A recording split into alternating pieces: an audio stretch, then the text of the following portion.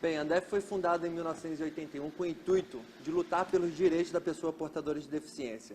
E esse intuito gerou 3 atividades de inserção à pessoa portadora de deficiência. Que uma é a inserção da pessoa portadora de deficiência através do mercado de trabalho, conscientizar as empresas, os empresariados que o pessoa portadora de deficiência tem potencial para desenvolver qualquer atividade para fins trabalhísticos. Outras atividades através do esporte, que é conscientizar a sociedade que o esporte é uma ferramenta de inclusão enorme, no intuito de lutar e valorizar cada vez mais a imagem da pessoa portadora de deficiência. Nas atividades sociais é de lutar, o objetivo primordial de mostrar para a sociedade que as leis têm que ser cumpridas, têm que sair do papel, tem que ter acessibilidade. E para isso a Andef luta a todos os dias no nosso país para demonstrar que o portador de deficiência tem que ter oportunidade. E essa oportunidade a gente aqui na Andef não espera cair do céu. Muito pelo contrário, a gente vem criando oportunidades e criando situações para que a pessoa portadora de deficiência possa a cada dia se inserir mais na sociedade. Como eu disse, sou portadora de deficiência física, aproximadamente 11, 12 anos. Fui vítima de um atropelamento na saída da faculdade, quando eu estava no 4º período da faculdade de fisioterapia, onde eu tive amputação imediata das 2 pernas. Eu trabalho na Andef há 9 anos, eu cheguei na Andef, na antiga sede em Caraí, para poder nadar, para poder ser atleta. E quando eu cheguei na Andef, ainda me reabilitando, ainda no início do uso da minha prótese, eu fui convidada para participar e para montar um setor de fisioterapia onde a gente poderia estar trabalhando com a reabilitação da pessoa portadora de deficiência física e vinculando isso ao esporte adaptado. Se a gente for pensar no benefício, você pode estar usando a físio junto com o esporte adaptado e pode estar gerando o benefício de uma reintegração cidadão, essa pessoa portadora de deficiência, na comunidade. A gente focaliza, ou pelo menos procuramos focalizar, os aspectos geralmente ligados à questão da sua lesão, né? Pode ter sido uma lesão congênita, uma lesão adquirida. Então, a partir daí, ele traz uma dificuldade. Dificuldade esta própria que o ser humano já tem, né? O ser humano ele já é marcado por uma falta, né? Por uma insatisfação. Isso sem lesão, né? Quer dizer, sem lesão física. Não é só participar de uma Paralimpíada. O esporte interage na vida da pessoa portadora de deficiência de uma maneira que se dá bem com a vida. A gente mostra o nosso lado lesado, né? Nosso lado deficiente, quebra preconceito e quebra paradigmas. Então a gente faz um trabalho aqui, esforço físico, para melhorar a qualidade física deles, também alguma coisa no sentido motor. A gente procura trabalhar esses atletas, a autoestima deles, né? Junto com isso, alguns acabam se destacando que chegam a nível de seleção brasileira, né? Estar numa Paralimpíada já é uma medalha, não só tua, mas como da tua família, dos teus amigos que te apoiaram por estar lá. E se na hora, por exemplo, faço lançamento de disco, como foi na Paralimpíada de Sydney de 2000, treinei 4 anos, você ali, na hora que entra na gaiola, 80 e poucas mil pessoas te observando, o mundo todo, esperando que você erre ou esperando que você acerte. Você tem 5 segundos, você olha para o disco, olha para o público, pensa na tua vida inteira em 5 segundos e pensa ali, esse é o momento de eu lançar esse disco e ganhar uma medalha, não para bem próprio, mas bem para a sociedade portadora de deficiência do meu país. Esse é o sonho, essa é a grande realização de ser um atleta paralímpico, medalhado ou não. Muitos atletas paralímpicos não medalhados pela conquista própria de estar desenvolvendo uma atividade esportiva, mas muitas das vezes, quando você alça voos maiores e ganha medalha tão esperada, ganha espaço político, espaço social, e poder usar essa medalha como ferramenta de inclusão social, é isso que vale.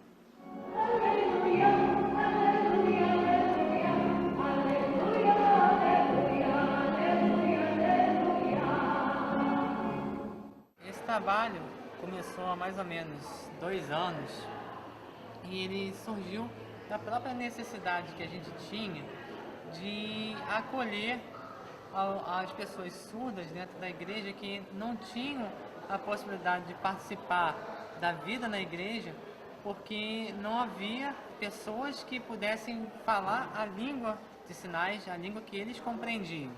Como eu falei, nós começamos há cerca de 2 anos e nós já fizemos vários trabalhos com surdos além da missa. Fizemos retiro, palestras, com o objetivo de integrar o surdo na participação do dia a dia da igreja. A gente tem também um trabalho de ensinar as pessoas da igreja a língua de sinais, que tem também esse objetivo, fazer com que as pessoas possam acolher o surdo, que o trabalho não fique só eu e a Marilene sinalizando, mas que todas as pessoas que venham à igreja, eles possam ter esse espírito de comunidade, de integração com os nossos irmãos surdos.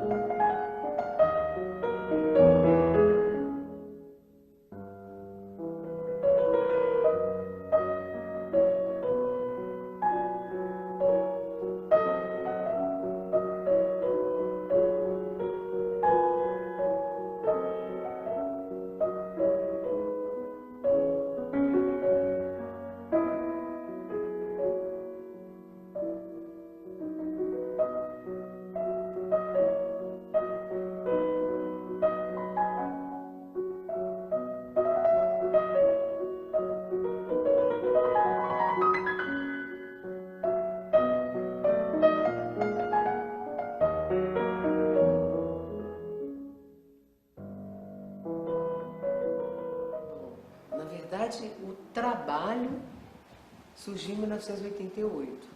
O grupo teve nome em 91, mas o trabalho iniciou com a Renata em 1988.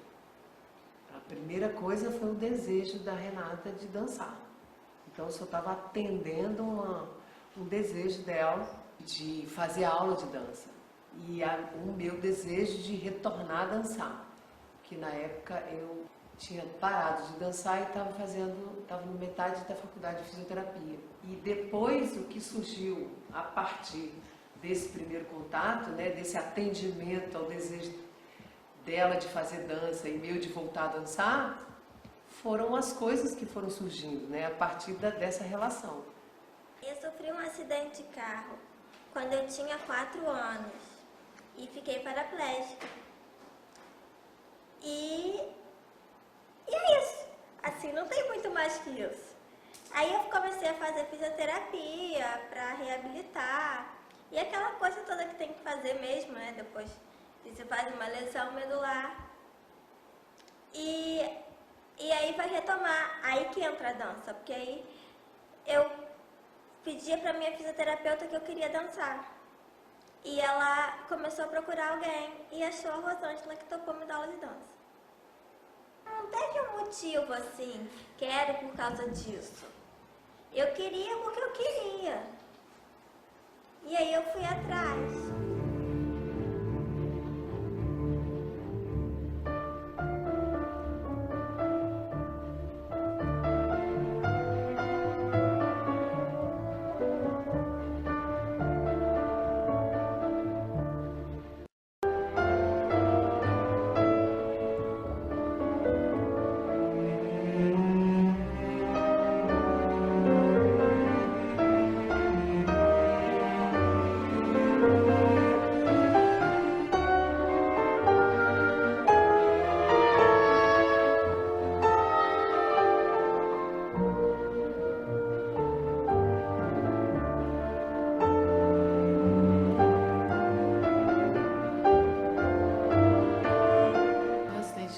Eu tinha 23 anos e durante o tempo que eu estava fazendo me reabilitando e tal, eu pensava em uma forma de voltar a dançar, porque eu já dançava desde os 9 anos de idade.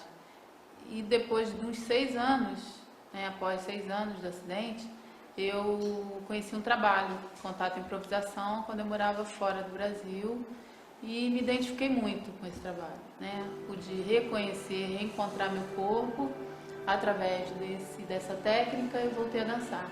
Quando eu voltei para o Brasil, já sabia que Rosângela fazia esse trabalho com Renata e tal, e eu entrei para o grupo, né? E a gente começou a dançar.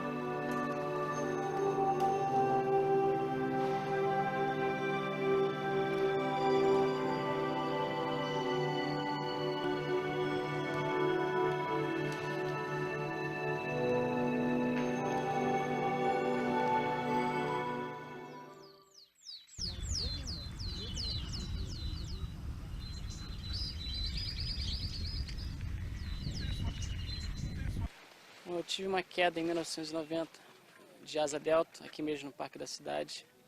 Eu peguei um vento forte do sudoeste, tive uma queda forte lá embaixo e fiquei paraplégico. O primeiro ano foi de reabilitação e depois logo assim eu comecei a fazer esporte, fiz o basquete em cadeira de rodas, atletismo, tênis em cadeira de rodas e a reabilitação foi muito rápida.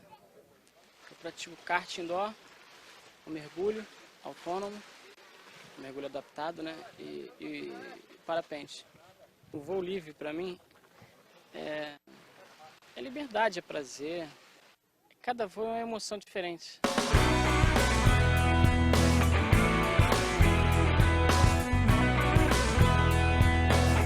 Eu já ouvi algumas pessoas dizendo assim, eu não saberia dizer quem seria eu se eu não tivesse sofrido essa lesão. A adaptação que eu tive a partir daí, a minha vida mudou. Hoje eu sou um indivíduo integrado ao mundo a partir dessa minha lesão. Coisa que antes eu não era.